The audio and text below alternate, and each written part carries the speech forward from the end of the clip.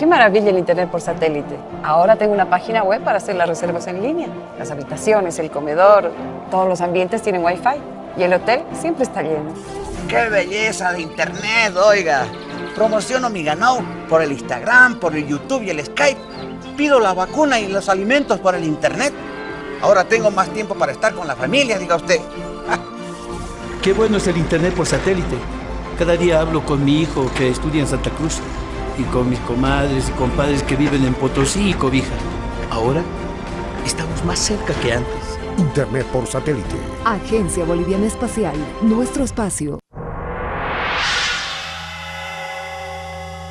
Pues yo creo que Carlos Mesa tiene un cinismo realmente dramático y espectacular, y ese cinismo se presenta como un actor de teatro a través de los medios, generando polémica solo sobre mentiras y sobre irresponsabilidades que él nunca cumplió. Estoy siguiendo atentamente el comportamiento de Carlos Mesa y la declaración del fiscal anteayer ha hecho público un elemento que me parece vital. Carlos Mesa no ha respondido las 20 preguntas que le ha hecho la Fiscalía sobre el caso Quiborax. Se ha tenido al derecho al silencio, entre comillas, y lo que ha hecho es salir a acusar con recortes de periódicos.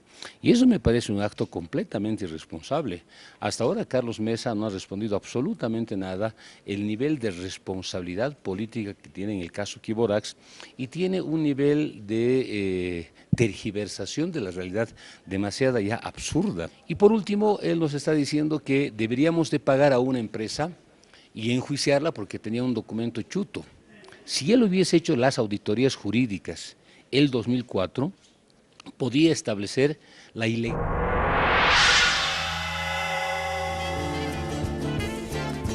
Seguimos esta conversación con el abogado constitucionalista Franklin Gutiérrez, quien gentilmente nos acompaña hoy día en Sabor a Tierra, tocando estos temas de manera cronológica, pedagógica, de qué es lo que se viene en un juicio de responsabilidades, si es que por supuesto la Asamblea Legislativa Plurinacional autoriza ello. Bien, nos habíamos quedado, haciendo una recapitulación, inmediatamente lo que sigue es el análisis de la Comisión Mixta de Constitución, ¿no?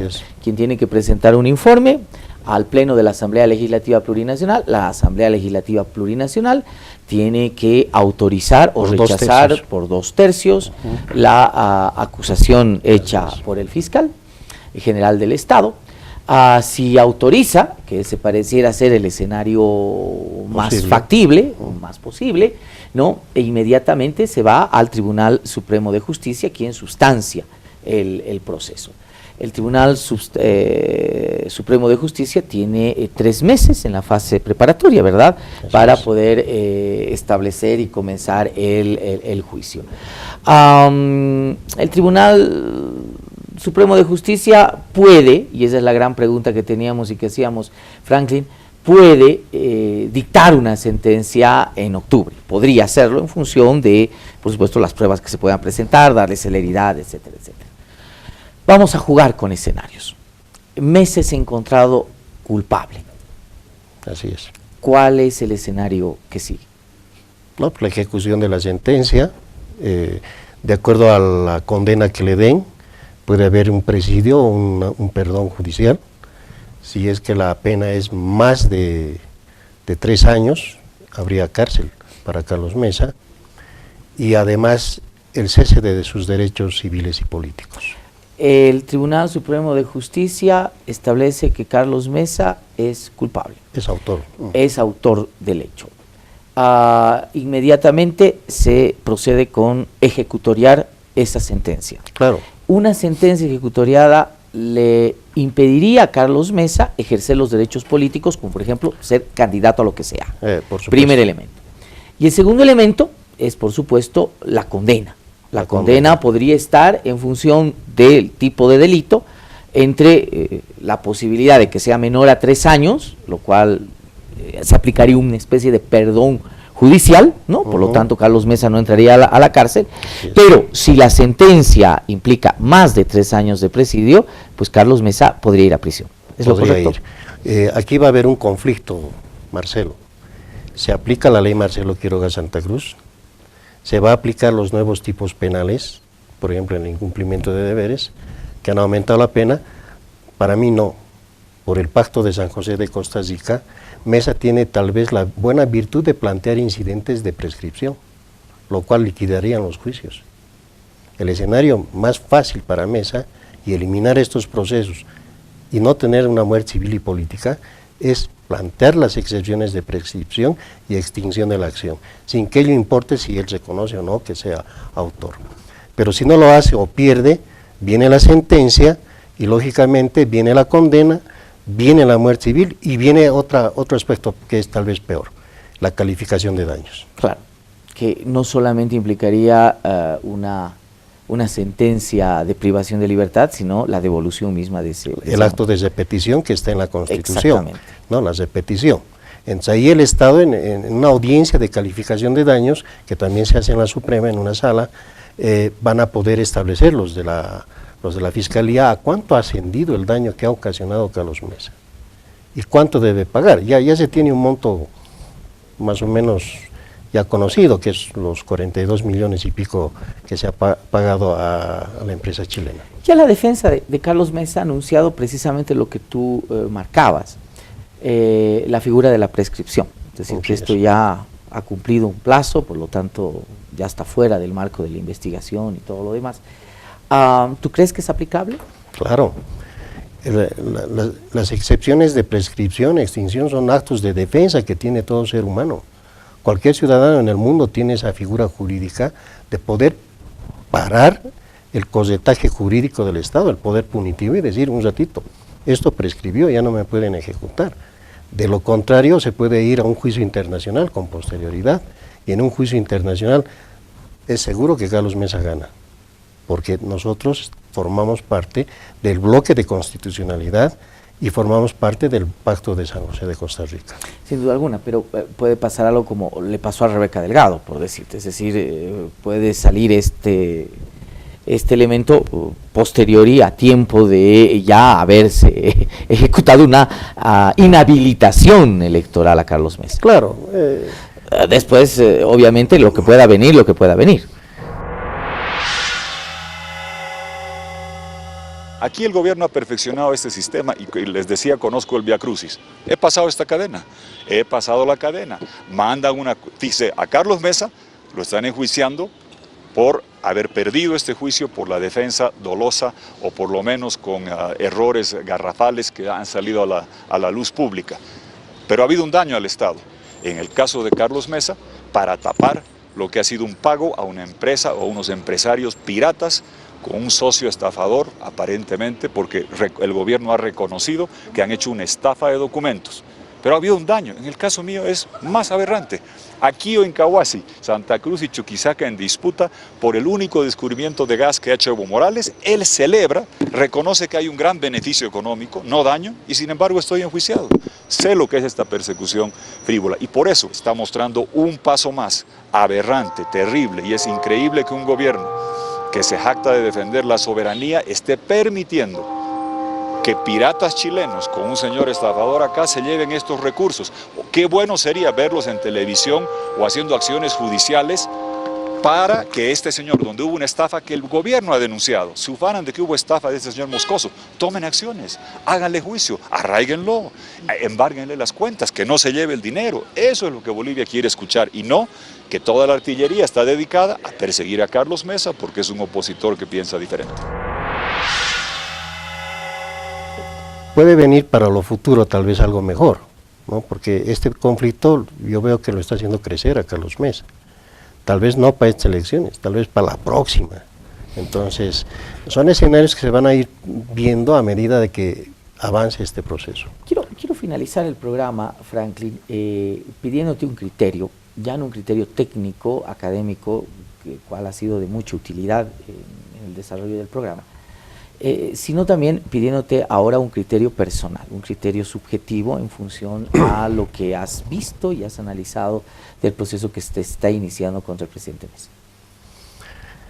Bueno, primero que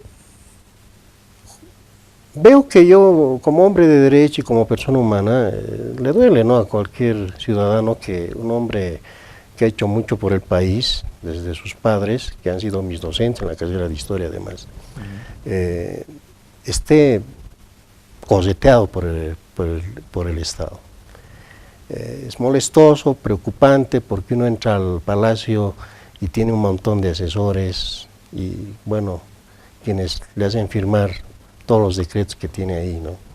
Y a la larga, por solo poner su firma, tiene que dar la cara sobre las responsabilidades que le exigen.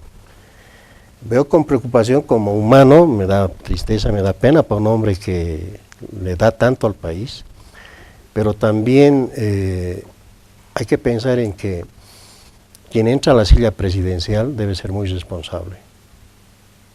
Hay que saber a quién elegir como asesores, hay que saber a quién escoger como ministros, y lamentablemente yo veo que se ha incurrido en un error jurídico. Por eso yo veo que este proceso, más de hecho, es un juicio de derecho, donde está en la silla de juicio el decreto supremo, que ya ha estado en el SILADI. Entonces lo están volviendo a condenar al decreto supremo acá en Bolivia. Entonces yo con mucha tristeza veo cómo Bolivia se está dividiendo con este proceso por 42 millones de dólares cuando se han robado tanto dinero y nadie dice nada. Pero, yo veo que en la opinión pública por lo menos se ha tratado de plantear dos elementos fundamentales. El primero, el decreto, que creo que a luces tiene muy pocos argumentos de defensa. El decreto está ahí, claro, ¿no? Además, si lo analizas ya tratando de buscarle todavía más finura al hilo, Rodríguez Belcé termina de rematarlo, ¿verdad? Bueno, Rodríguez Belcé ya lo condenó antes del juicio. Exactamente, ¿no? El decreto que promulga el presidente Rodríguez Belcé nítidamente establece las deficiencias. No sé si lo tienes ahí. Claro. Podemos leer esa parte considerativa que me parece fundamental, ¿no? Así es. Claramente dice este decreto en la parte pertinente, refiriéndose al decreto de mesa, dice así: que la mencionada norma adolece de deficiencias jurídicas insubsanables en virtud de que el Código de Minería en ninguna de sus disposiciones legales establece la revocatoria de concesiones mineras, existiendo más bien las figuras legales de la caducidad y nulidad de concesiones mineras, previo proceso administrativo bajo competencia de la jurisdicción de la Superintendencia de Minas. Claro, es lo que se saltó Mesa. Lo que hace Rodríguez Belcé es cuidarse las espaldas, por supuesto, pero además estableciendo con mucha nitidez lo que tú dices, ¿no? Es una condena, es decir, ese decreto estaba mal hecho, tenía vicios legales insubsanables, además dice el decreto con mucha nitidez. Como hombre de derecho, pero Rodríguez Belcé tenía la obligación de subsanar eso, por supuesto, de ordenar la jurisprudencia minera. De lo contrario, Rodríguez Belcé más estaría en el proceso. Exactamente, ¿no? Bueno, esa es una parte, ¿no? El hecho parece irrefutable, el hecho tiene, por supuesto, elementos muy serios, indicios muy serios de que es un error jurídico que viola, por supuesto, ciertos procedimientos y derechos establecidos. La Constitución del 67 establece que todos los actos de aquel que usurpe funciones son nulos, y Carlos Mesa usurpó las funciones de la Superintendencia y de la Corte Suprema. Así es. Ahora, hay otra parte, y ahí también quiero pedirte tu criterio. La segunda parte, de la cual se aferra Mesa fundamentalmente, es el proceso de defensa, ¿no? Que en este caso no está sentado todavía en la silla de los acusados, pero es la principal bandera de defensa que arguye Carlos Mesa. Es decir, más allá de este error, pareciera decirnos Carlos Mesa, ha habido un proceso de defensa que ha sido llevado muy mal, incluso con índices que rayan en elementos irregulares, ¿no? ¿Cuál es tu criterio acerca del proceso de defensa que se hizo? Bueno, en base al estudio que yo tengo y he analizado, la defensa ha hecho lo que ha podido. Es más, Marcelo, cuando descubren el acta que se ha falsificado, inician un proceso penal acá en Bolivia. Inician un juicio penal contra el supuesto autor de la falsedad, que es David Moscoso, dueño de la empresa Non Metallic, y inician contra Forts, dueño de Kiborax, un bufet jurídico Rojas, 2 notarios de fe pública y 2 que trabajaban en ese bufet, que habrían sido los autores materiales de la falsedad, y este Moscoso solamente habría sido el que usó el instrumento. El Ministerio Público inmediatamente inicia el juicio, lo agarran al más débil, al boliviano, y dice el más cercano, sométase a un proceso abreviado, 2 años o 5 años, 2, lo someten a un proceso abreviado, y ellos dicen, qué lindo, ya anulamos con esta sentencia el proceso en la CIADI. Van a la CIADI, plantean una nulidad, dicen, esto ha empezado viciado, con una falsedad. El CIADI les dice en una decisión en términos claros, les dice, los procesos abreviados no son constitucionales. No voy a hacer caso ni voy a convalidar este tipo de actos.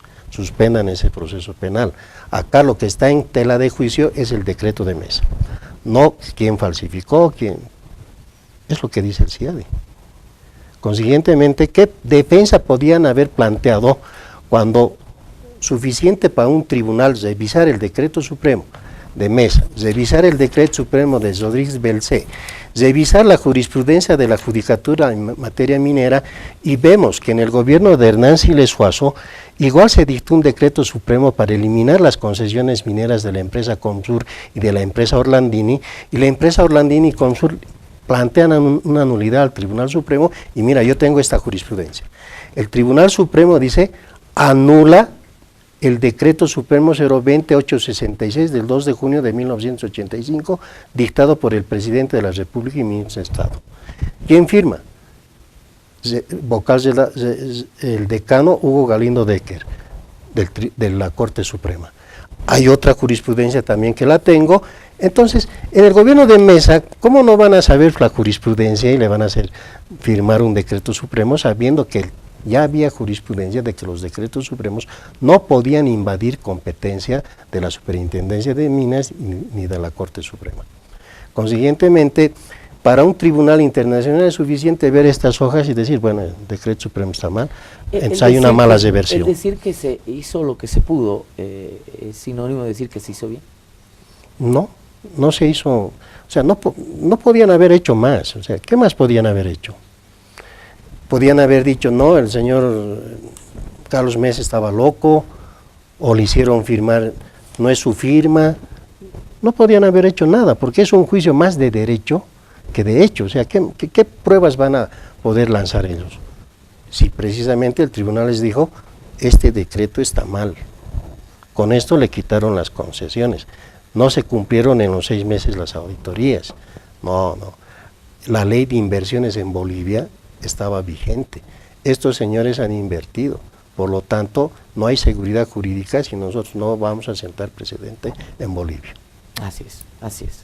Además, con un tribunal de arbitraje con estados multiniveles. Precisamente la actual constitución política del Estado va contra los estados multiniveles. Claro.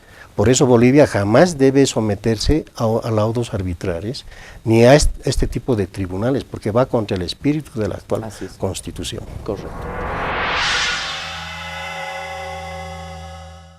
Todo tiende a que por 2/3 se lo vaya a autorizar y se lo lleve a juicios de responsabilidades. Y el paso sería que una vez ya sesionado, se va a juicio, el Tribunal Supremo de Justicia, recibido esto, va a convocar a plenaria, se va a convocar a los acusados, la lectura de la proposición acusatoria, y de ahí en adelante ya comienza el juicio como tal. El juicio de responsabilidades podría durar posiblemente, en el mejor de los casos, entre 2 meses, 3 meses, hasta 6 meses, inclusive podría ser más. Lo que se prevé es que, como es un juicio de carácter político, es que el objetivo político seguramente va a ser inhabilitarlo al expresidente Carlos de Mesa como un posible candidato a la presidencia para el 2019. Y este sería el objetivo de fondo, ¿no es cierto?, más allá de los argumentos jurídicos. ¿Eso qué indica? Que va a salir seguramente la sentencia hasta fin de año o a más tardar hasta marzo o mayo del año que viene, porque el libro de registro para nuevos candidatos es el 2019, posiblemente entre agosto o septiembre, dependiendo de la convocatoria de elecciones presidenciales.